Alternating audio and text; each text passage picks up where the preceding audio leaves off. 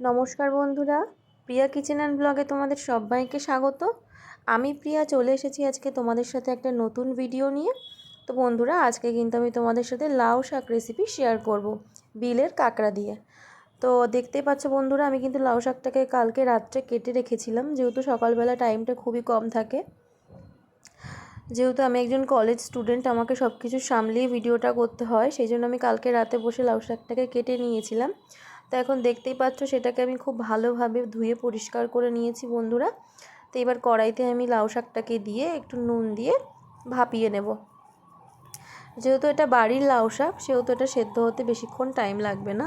তো বন্ধুরা, আমি কিন্তু এটাকে নুন দিয়ে, হলুদ দিইনি এর মধ্যে, নুন দিয়ে এটাকে ঢেকে রাখবো বেশ কিছুক্ষণের জন্য। তো বন্ধুরা, এর মধ্যে আমি আলুটা দিতে কিন্তু প্রথম থেকে ভুলে গেছিলাম, আমার খেয়াল ছিল না। তারপর আবার মনে পড়লো আলুটার কথা, তাই আমি মাঝখানে একটু ঢাকনাটা খুলে এর মধ্যে আলুটাকে দিয়ে নিলাম। আলুটা কিন্তু খুবই পাতলা পাতলা করে কেটে নিয়েছি বন্ধুরা, না হলে কিন্তু সেদ্ধ হবে না। আর এদিকে আমি কয়েক কোয়া রসুন আর একটু কাঁচা লঙ্কা চিড়ে নিয়েছি। আর এদিকে দেখতেই পাচ্ছ বন্ধুরা, এটা কিন্তু বিলের কাঁকড়া। তো আগের দিন মাসি বাড়ি গেছিলাম, মাসি বাড়ি থেকে নিয়ে এসেছিলাম, সেটা দিয়ে আজকে তোমাদের এই রেসিপিটা শেয়ার করব।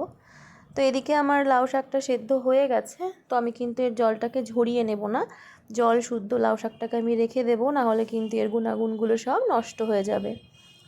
আর এদিকে আমি শিলের ওপরে একটু রসুনগুলোকে একটু থেতলে নেব।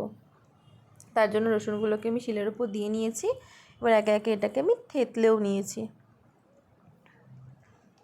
তো বন্ধুরা, এবার আমি কড়াইতে তেল গরম করতে দিয়ে দেব।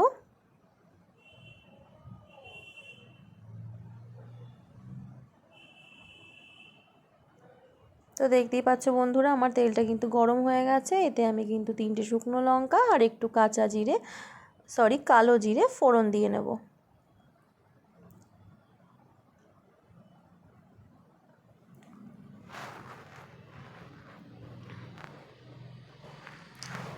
তো এবার আমি তার মধ্যে থেতো করে রাখা রসুনটাকে দিয়ে নেব।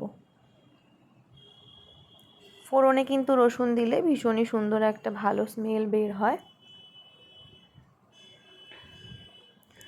তো দেখতেই পাচ্ছ বন্ধুরা, রসুনটা লাল লাল করে যতক্ষণ না ভাজা হচ্ছে ততক্ষণ আমি এটাকে একটু ভেজে নেব। এবার আমি এর মধ্যে চিড়ে রাখা কাঁচা লঙ্কাগুলোকে দিয়ে নেব।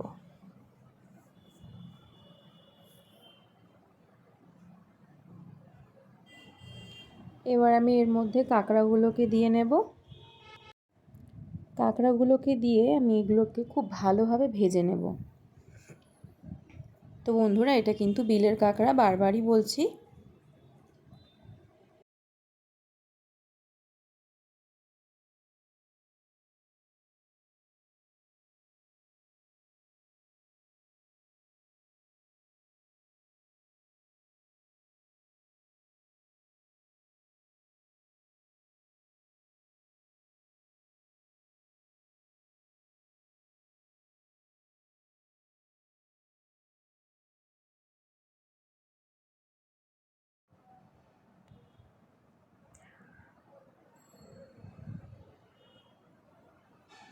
এবার আমি এটাতে একটু পরিমাণ মতো নুন দিয়ে নিলাম।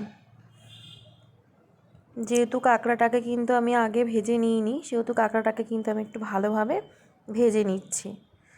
আর তোমরা যদি চাও তো কাঁকড়াটাকে আগের থেকে ভেজে তুলে নিতে পারো, তাতে কোনো অসুবিধা হবে না। তো দেখতেই পাচ্ছ বন্ধুরা, আমার কিন্তু কাঁকড়াটা খুব ভালোভাবে ভাজা হয়ে গেছে। এটা কি বলো তো বন্ধুরা, এটা কিন্তু কাঁকড়ার ঘিলু, তোমরা অন্য কিছু মনে করো না।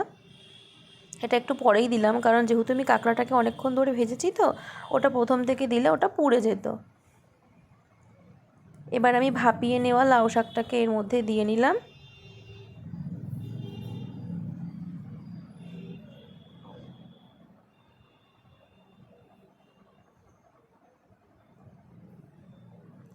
তো বন্ধুরা, এবার এটাকে বেশ কিছুক্ষণ ধরে নাড়াচাড়া করে নুন হলুদ সব কিছু দেখতে হবে। ও আর একটা কথা বন্ধুরা, এটা কিন্তু যেহেতু আমি রসুন ফোড়ন দিয়ে রান্না করছি, সেহেতু কিন্তু আমি এখানে কোনো রকম চিনি ব্যবহার করিনি।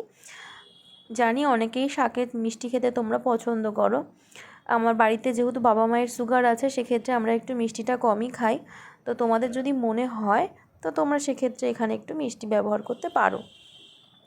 তো তো বন্ধুরা আমার একটু হলুদটা কম লাগছিল বলে আমি আর একটু হলুদ দিয়ে নিলাম। তো বন্ধুরা আমার এই ভিডিওগুলো তোমাদের কেমন লাগছে তোমরা কিন্তু আমাকে জানাতে ভুলো না।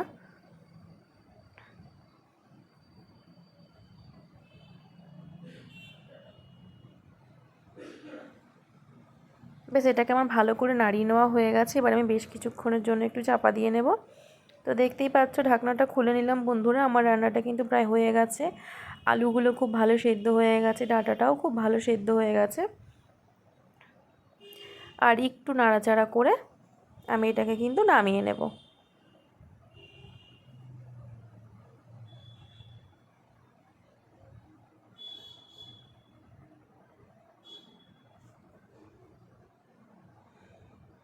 তো বন্ধুরা দেখতেই পাচ্ছ রান্নাটা কিন্তু মোটামুটি আমার হয়ে গেছে। তো এবার আমি খুন্তি দিয়ে আলুগুলোকে একটু গুটিয়ে দিচ্ছি।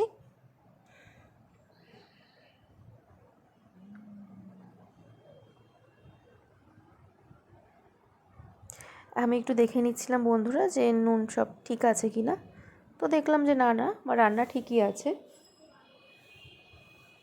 তো দেখো বন্ধুরা আমার রান্নাটা কিন্তু হয়ে গেছে। তোমাদের এই রেসিপিটা কেমন লাগলো আমাকে কিন্তু একটু শেয়ার করবে। আর তোমরা কে কে লাউ শাক, কুমড়ো শাক এগুলো রান্না করতে ভালোবাসো সেটা কিন্তু আমায় অবশ্যই জানাবে।